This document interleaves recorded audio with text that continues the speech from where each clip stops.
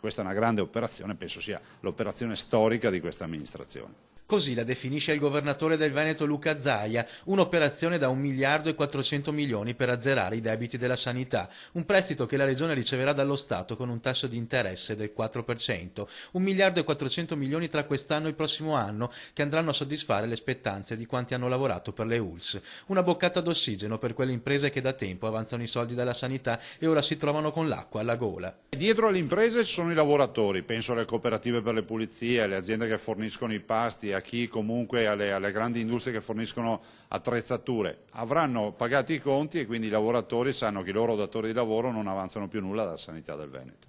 40 milioni gli interessi che la Regione dovrà pagare in più allo Stato, ma in questo periodo di difficoltà economica, secondo il Presidente Luca Zaia, è un investimento da fare perché le aziende hanno più che mai bisogno di liquidità. Li abbiamo in cassa questi soldi, ce li abbiamo in conto corrente bloccati a Roma e Roma ce li presta per pagare i conti. È un'assurdità, però in questo momento noi non possiamo avere alcun nostro imprenditore che resta ferito in questa battaglia. Dobbiamo pagare i conti e poi con Roma ce la vedremo dopo. Domani il progetto di legge andrà in commissione e nelle prossime settimane le carte saranno pronte, quindi assicura il governatore nei prossimi mesi i debiti inizieranno ad essere pagati.